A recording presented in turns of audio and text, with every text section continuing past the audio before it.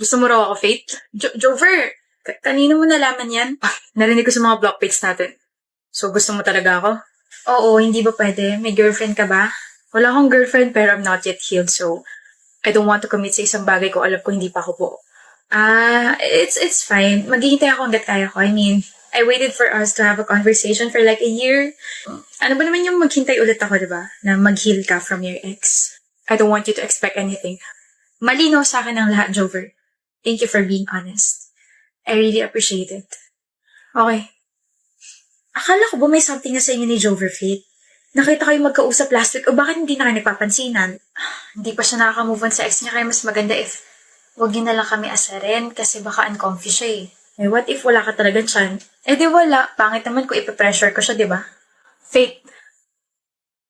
Oh, bakit Jover? Free ka ba bukas? Bakit? Labas tayo. Picnic ganun. Picnic sounds great. Pwede ba kita sunduin? Oo, chat ko na lang yung address ko mamaya. Okay. You're early. Jover. Oh, sorry, excited lang. Your dress looks nice and sobrang ganda mo. Thank you. Tara na. It's been 8 months since our last conversation. Medyo weird lang sa feeling na magkasama tayo ngayon. Do you have any idea kung bakit niyaya kita ngayon? Naka-move on ka na, no? 4 months ago pa. Seryoso? Tsaka ngayon lang kita niyaya kasi gusto ko sigurado ako sa feelings ko and ayoko maguluhan ka sa akin. Faith, I wanna know you more and kung okay lang sa'yo, pwede ba tayo mag-picnic once a week? Sobrang okay sa akin yung Jover. Sinasagot na kita, Jover. Gising ka? Hindi naman ako tulog, madam. So, anong ulit yung sinasabi mo? Sinasagot na kita. Lord. Dahil dyan, let's have a picnic! Tama.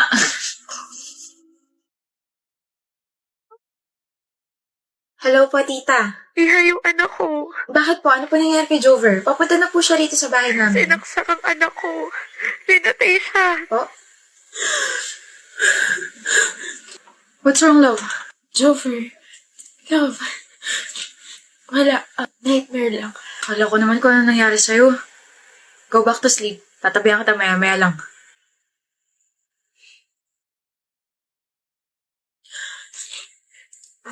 Hello po, tita. Pupunta ka naman sa death anniversary ng anak ko, di ba? Di ba, Iha? Miss na kita, Faith. Yes po. I'll be there. Jover, it's been 12 years pero hinahabol pa rin ako ng brutal na pagkamatay mo.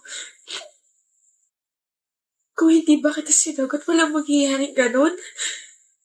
Kung hindi ako nagkagusto sa'yo, hanggang ngayon mabuhay ka pa rin. Nakikinig ka ba, Lucho? Huh? Sorry, ano ulit yun? Sabi ko, punta tayong Boracay next week kasi sem break na natin. Why are you hesitating? Akala ko ba gusto mo rin pumunta ron? Di ko pa pala nasasabi sa'yo. Ano? Trish, hindi na kita masasama sa mga gusto mong puntahan. Bakit? Wait. Are you breaking up with me? No. I will never do that. Love, you're scaring me. Ano bang problema? Magdadrop na kasi ako.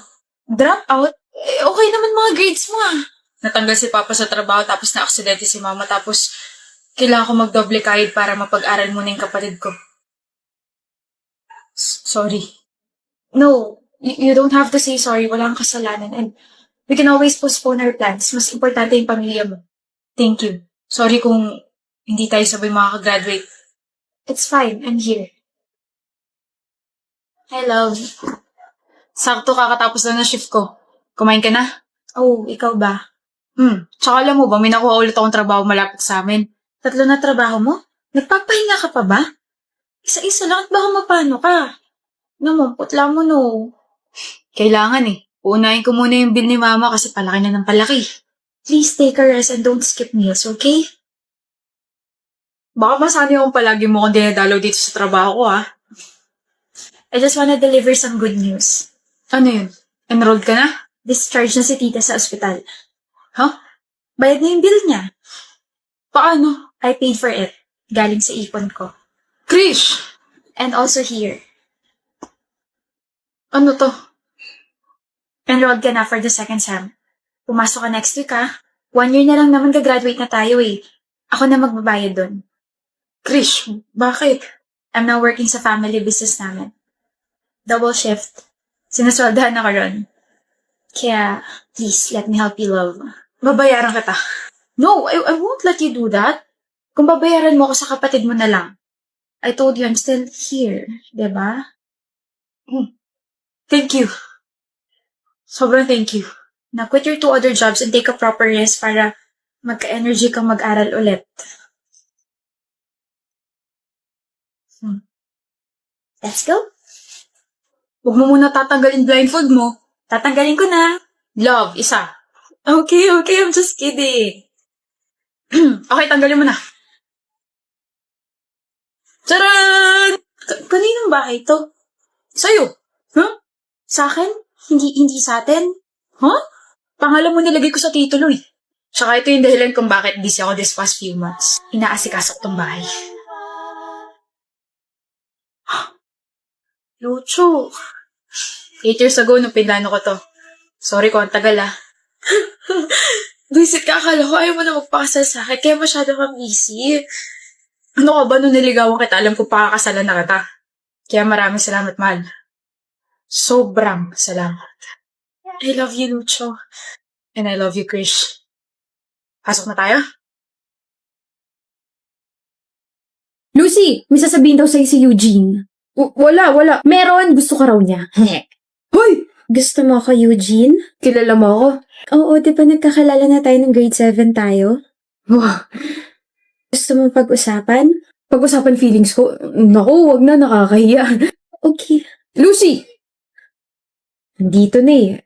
Pahingi lang ako ng 15 minutes mo. Aaminin ko lahat. Gusto kita, Lucy. Gustong-gusto talaga kita. Grade 7 pa lang tayo, crush na talaga kita. Alam kong opposite tayong dalawa. Nasa star section ka, tapos ako laging nasa last section. Madali ka mag-focus sa ibang bagay, tapos ako madaling ma-distract. Talented ka, tapos palagi ka representative sa labas ng school. Matalino ka, tapos ako gwapo lang. Ang ibig ko sabihin, consistent escort ako simula grade 7 hanggang ngayong grade 10. We're not perfect and things... Takting English yan. Hindi tayo bagay sa ibang mga aspetong bagay, pero perpekto ang feelings ko para sa'yo.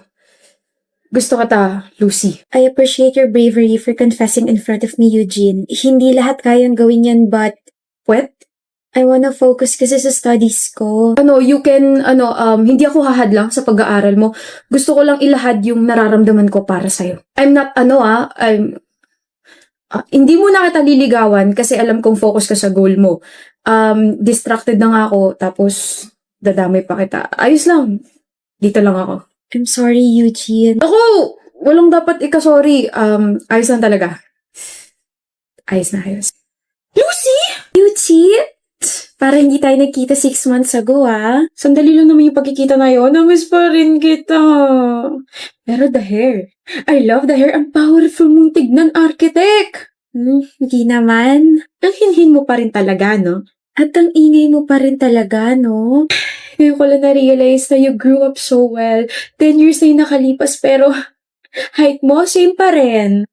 Ikot ka na ba? Ang dami naghahanap sa'yo. Saan si Lucy? Nakita niyo ba si Lucy? Pupunta ba si Lucy? Di ba Yuchi, BFF kayo ni Lucy? Wait, have you met... Oh! Ayun siya, tawagin ko nga. Wag na. Eugene, nandito na ang yayaman ng business owner namin, si Eugene. Manahimik ka nga. Eugene! Si Lucy, yung crush mo nung high school tayo. Naalala ko na ako yung may dahilan kung bakit napaamin ka bigla. You've changed, guys! Hi, Architect Lucy. Hi, Eugene. Hi lang, walang kiss. Char, sige, usap muna kayo. Catching up with the ones that got away. Yeah? Kasal ka na? Huh? This ring? No, this is just an accessory. Sinuot ko lang kasi bagay sa outfit ko.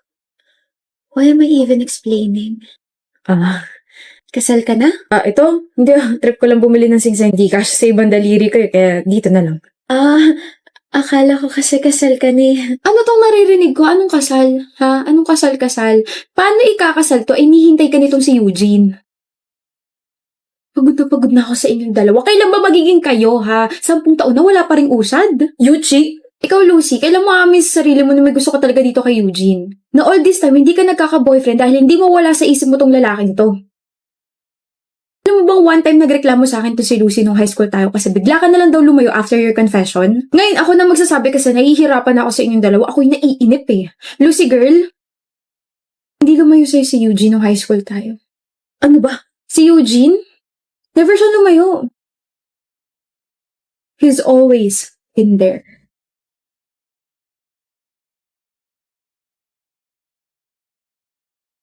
Please lang.